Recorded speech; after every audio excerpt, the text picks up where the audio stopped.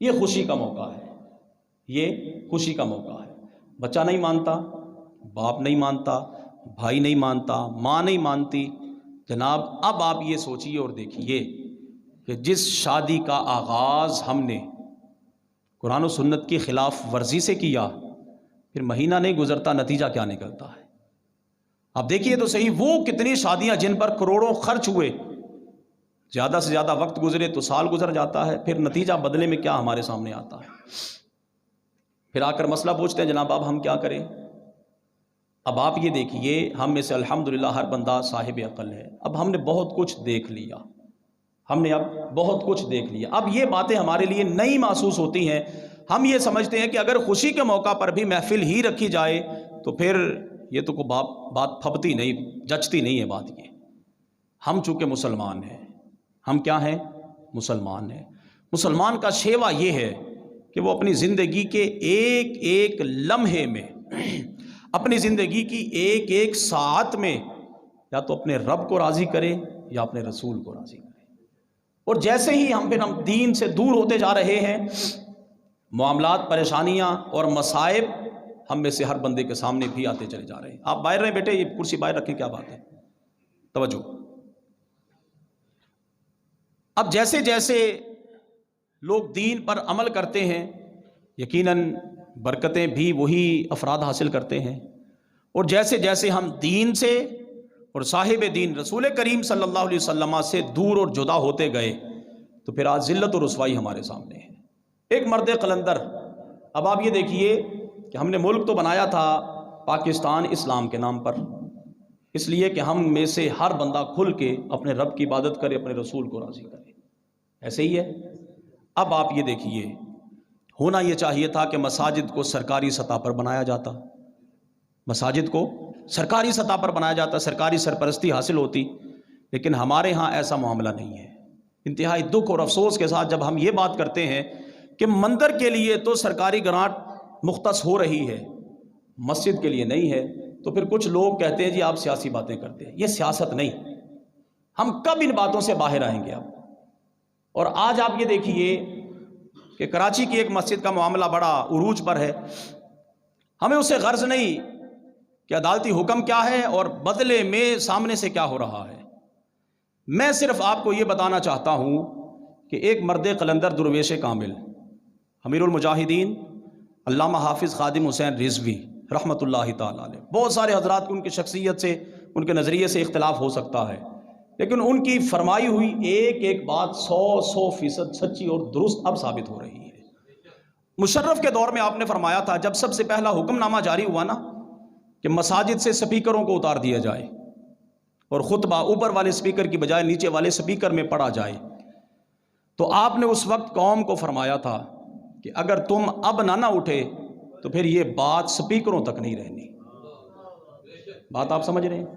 اگر تم اب نہ اٹھے، آج 20 سال گزر چکے اس بات کو، تو یہ بات صرف مسجد کے سپیکروں تک نہیں رہنی۔ پھر کیا ہوا؟ ایسا ہی ہوا، قوم نے کہا نہیں نہیں، یہ تو مولویوں کا معاملہ ہے۔ جب قوم نے اس سارے معاملے کو مولویوں کے کھاتے میں ڈال دیا، اور مولویوں نے الحمدللہ ثم الحمدللہ، علماء حق کی بات کر رہا ہوں، جو ہو سکتا تھا وہ کیا، جو ہو سکتا تھا وہ کیا، باوجود اس کے کہ مخالفتیں بھی ہوتی رہیں، سارے ہی معاملات ہوتے رہے۔ سب سے پہلے مسجد کے سپیکر اترے، اور پھر انتہائی افسوس کے ساتھ تو ہمیں یہ کہنا پڑتا ہے، ابھی وہ تیسرے محلے میں ہوا کرتے تھے، اور تیسرے محلے کی مسجد والے پہلے ہی کہتے تھے سپیکر اتار دیں جی پکڑے جائیں گے، سپیکر اتار دیں پکڑے جائیں گے۔ یہ حالات بھی میں نے دیکھے ہیں، یہ حالات بھی آپ نے بھی دیکھے ہوں گے، چونکہ میرا شعبہ ہے، میں جانتا ہوں، میں سمجھتا ہوں اس بات کو۔ اللہ اکبر۔ حالانکہ کیا ہونا تھا، اگر ہم اس وقت بحیثیت قوم سارے ہی ڈٹ جاتے تو یہ کبھی بھی نہیں ہونا تھا کہ مسجد کے سپیکر اتر جاتے۔ آج ہم سوائے اذان کے کوئی بات ہی نہیں کہہ سکتے۔ آپ دیکھیے، تھانے دار اپنی مرضی سے اپنا تھانہ چلائے، جج حضرات اپنی مرضی سے اپنی عدالتیں چلائیں، صرف ایک آواز ہے جو ساری قوم کو اور بے دینوں کو تکلیف دیتی ہے، وہ ہے ممبر سے اٹھنے والی آواز، اور اسی آواز کو پھر دبانے کے لیے انہوں نے سر توڑ کوششیں کی، اور پھر بہت سارے حضرات اسی ہاں میں ہاں ملاتے ہوئے بہت دور تک اپنے مفادات کو حاصل کرتے ہوئے نکلتے چلے گئے۔ اب مسجد کے سپیکر اترے، اس سے آگے والا معاملہ کیا ہوا؟ ایک وبا کو ظاہر کر کے تو پھر مسجد سے بالکل ہی سب کچھ بند کر دیا گیا۔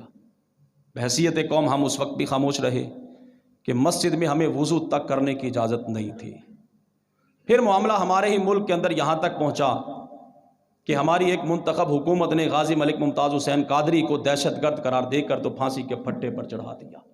قوم اس وقت بھی خاموش رہی کہ یہ بھی مولویوں ہی کا معاملہ ہے، وہ تو مالک بڑا بے نیاز ہے، مالک بڑا بے نیاز ہے۔ اور اس شاک آج سے صدیوں پہلے فرما گئے کہ اس شاک کا فیصلہ تو جنازے ہی کیا کرتے ہیں، اور پھر جنازوں نے فیصلے بھی کر دیے۔ اللہ اکبر۔ پھر یہاں تک معاملہ نہیں رہا، اس سے آگے معاملہ ہمارے ہاں یہ ہوا کہ ایک منتخب حکومت نے ختم نبوت کی شک کے اندر ترمیم کر دی۔ پھر وہی مرد قلندر جس سے آپ کو لاکھوں اختلاف ہو، وہ میدان میں نکلا، فرد واحد تھا، اس نے فیض آباد کا معرکہ سجایا، 8 شہداء کی قربانیاں دی، اور پھر ملک پاکستان میں جو آئین تھا اور قانون تھا سابقہ ختم نبوت کے حوالے سے، پھر اس کو دوبارہ اسی صورت میں بحال کر دیا گیا۔ یہ سلامی بھی اسی مرد قلندر کو ہے۔ پھر اس سے آپ آگے آئیے اور اللہ اکبر، ایک انتہائی گھٹیا ترین خاتون نے رسول کریم صلی اللہ علیہ وسلم کی توہین کی، عدالت نے اسے سزا دے دی، عدالت نے اسے سزا دی، نیچے سے لے کر سپریم کورٹ تک جب معاملہ گیا تو سپریم کورٹ نے اس خاتون کو بے گناہ قرار دیتے ہوئے بڑے بڑے بااثر حضرات نے اس کی حمایت کی، اور اس کے ساتھ سیلفیاں اور تصویریں پرنٹ میڈیا اور دیگر میڈیا پر شائع کی گئیں۔ اب اس سارے معاملے میں بھی ہمارا کردار کیا تھا؟ میں جو آپ سے بات کرنا چاہتا ہوں وہ یہ تھا کہ ہم اس سارے معاملے سے بھی الگ رہے، اور ہم نے وہاں بھی یہ ظاہر کیا یہ معاملہ بھی مولویوں کا ہے۔ اب ہم ان باتوں سے کب باہر آئیں گے؟ اور آج یہ جو ہمارے سامنے معاملہ چل رہا ہے وہ یہ ہے کہ عدالتی حکم پر مسجد کو گرا دیا جائے۔ میں آپ سے اپنے جو دکھ اور درد اور تکلیف کو شیئر کرنا چاہتا ہوں وہ یہ ہے کہ آج جن حضرات کو عدالت کے اس فیصلے پر بڑی تکلیف ہے، اوپر سے لے کر نیچے تک، اور بار بار بیان بازی کی جا رہی ہے کہ جناب مسجد تو بڑی دور کی بات ہے، ایک اینٹ نہیں گرنے دیں گے، ہم ان حضرات سے یہ سوال کرتے ہیں کہ جب حضور کی عزت و ناموس پر حملہ ہوا تھا اس وقت تمہاری زبانیں کیوں گونگی ہو گئی تھی؟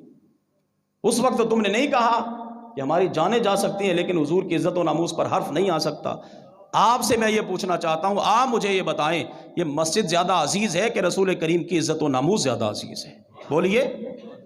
حضور کی عزت ہمارے نزدیک سب سے بڑھ کر کائنات میں سب سے اہم ترین اور حساس ترین اگر معاملہ ہے تو وہ رسول کریم صلی اللہ علیہ وسلم کی عزت و ناموس کا معاملہ ہے۔ لیکن ہم ہے کہ جب وہ معاملہ آیا تو پھر اوپر سے نیچے تک ہر بندہ خاموش رہا، اور آج فضل الرحمان سے لے کر تقی عثمانی تک ہر بندہ بیان پر بیان دے رہا ہے۔ پتہ یہ چلا کہ یہ مسجدیں تو آباد ہو ہی جائیں گی اس وقت جب حضور کی عزت محفوظ ہوگی۔ اگر حضور کی عزت ہی محفوظ نہیں تو پھر ہم نے مسجدوں کو کیا کرنا ہے؟ پھر تو کچھ بھی نہیں ہے۔ میں بارہا کہہ چکا کہ ہماری عزتیں اگر سلامت ہیں تو حضور کی عزت کی وجہ سے سلامت ہیں۔ لہٰذا ہم میں سے ہر شخص کو چاہیے کہ ہم اپنے اس کٹے ہوئے رشتے کو دوبارہ جوڑ لیں، اور پھر دوبارہ پلٹ آئیں اپنے دین کی طرف، دوبارہ پھر ہم سب پلٹ آئیں اپنے اسلام کی طرف، دوبارہ پھر ہم پلٹ آئیں رسول کریم صلی اللہ علیہ وسلم کی محبت کی طرف۔ اور جس بندے کے دل میں حضور کی محبت آ جائے تو پھر یقیناً بندہ دلیر ہی تب ہوتا ہے جب حضور کی محبت آتی ہے۔ پھر بندہ ظاہری طور پر جتنی پریشانیاں اس کے سامنے آئیں ان سے بندہ بے نیاز ہو جاتا ہے۔ اللہ تعالی ہم سب کو علماء حق کی قدر کی توفیق عطا فرمائے، علم دین حاصل کرنے اور اسے لوگوں تک پہنچانے کی توفیق عطا فرمائے۔ آمین۔ وآخر دعوانا ان الحمد للہ رب العالمین۔